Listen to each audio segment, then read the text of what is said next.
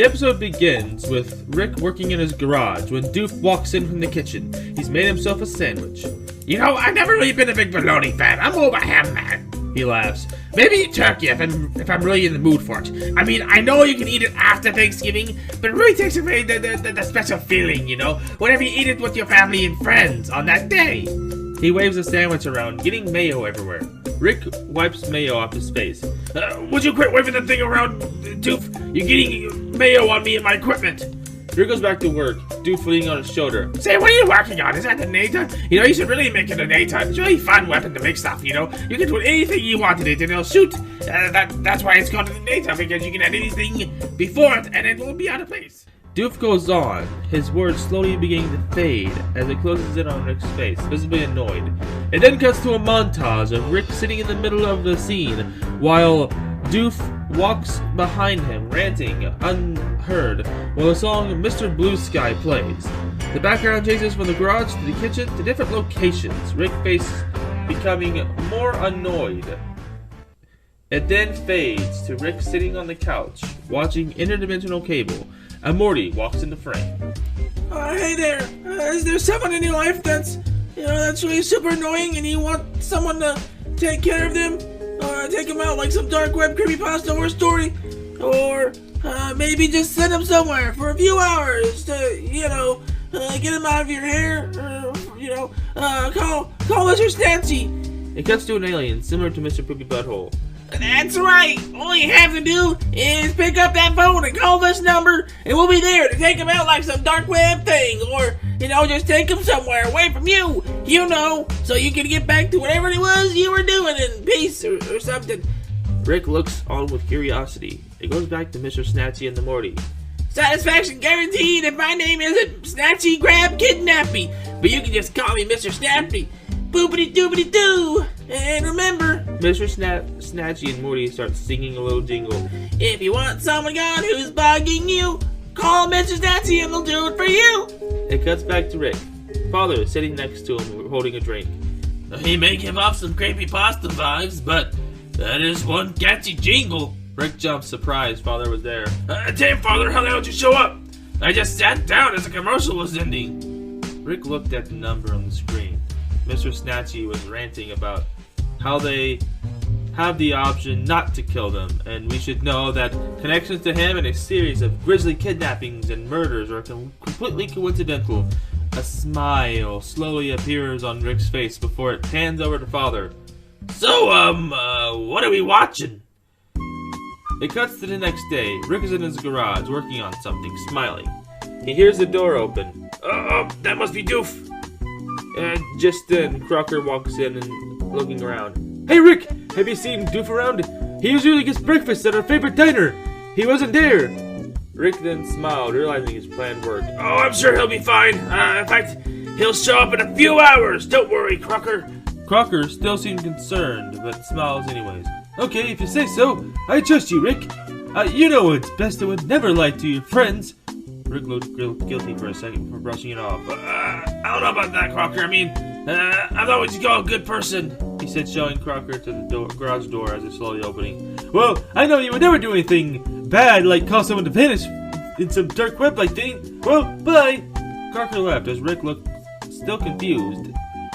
He tried to shake it off and sat back down on the couch. Jeez, come on, snap out of it.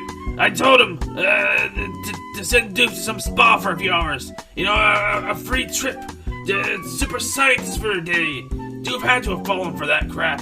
Hell, he'll be back in a few hours. Just sit down and watch some TV. Come on, just enjoy the... Just then the door swings open. Simeon runs inside and looks around. Rick, where are you? I know you're here. Rick jumps up from the couch. I didn't do it! I mean, hey Simeon, how's it going? Simeon gets close to Rick. You think you can just say that and all is forgiven? Rick looks scared that Simeon might know when Simeon places a banana hat on his head. How could you forget your Nana hat? That you got when we went to Banana World. Good thing I found it.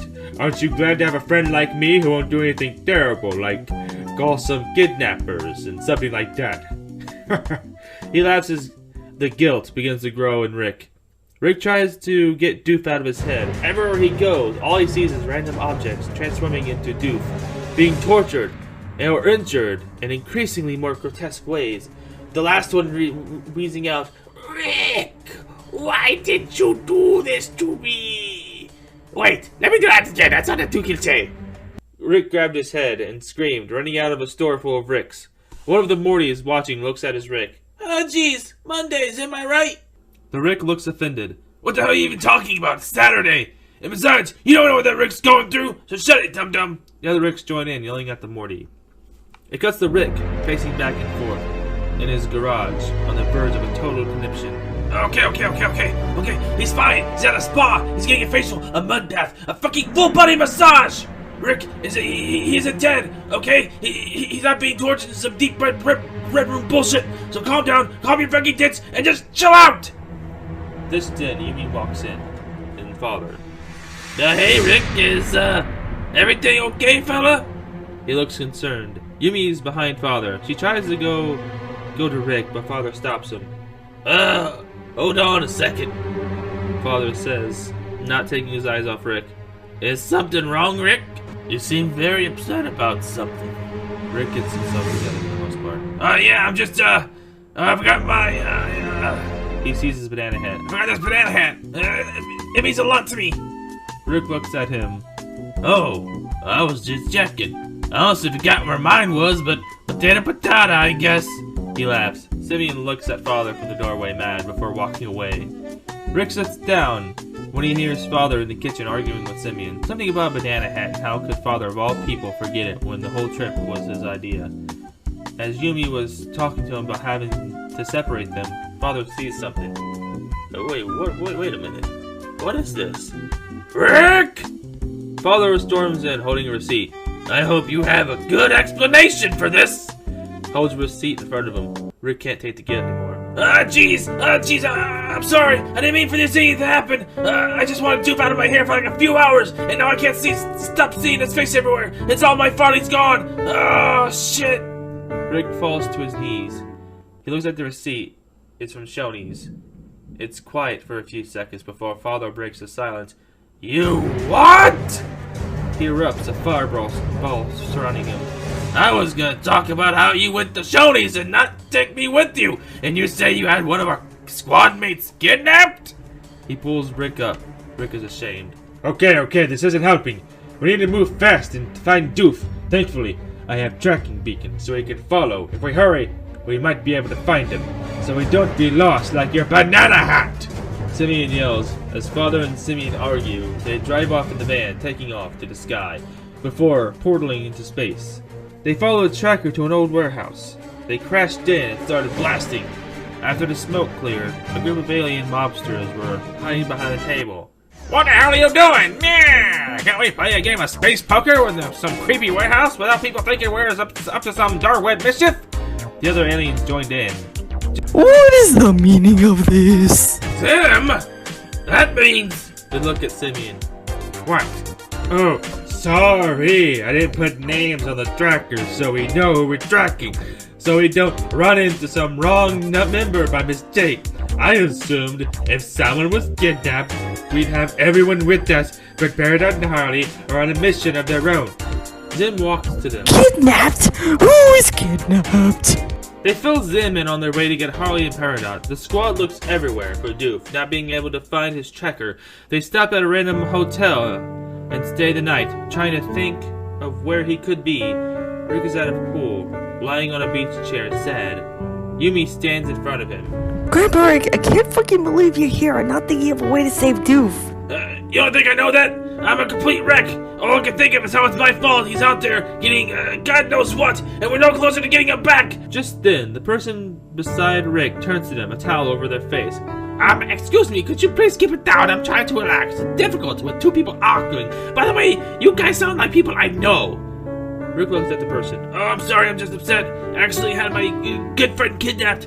His name was Heinz Doofenshmirtz. Just then, the person removed the towel from their face. It was Doof. You what? He jumped up from the chair. You're telling me I'm not at the super scientist spa? He said mad as Rick and Yumi jump at Doof, hugging him. No, I'm still mad at you. Wait, Did you say I was your good friend? He smiles. Yeah, as hard as it for me to say, you are a good friend. They hug. Yumi smiles. Aw, that's nice. Now let's get back to the others and let them know you're safe and sound. They walk back to the room they were staying in as Father, Simeon, Peridot, and Harley hug Doof crying. Zim holding his head. They've been crying like this for hours. He said annoyed. They spent the week at the hotel, an improvised vacation now that their fellow squad member is back safe and sound. The episode ends with them flying back and Doof going on another rant. But instead of being annoyed, Rick looked at Father. Just let him rant. It's all good, fam. Don't even trip, dog.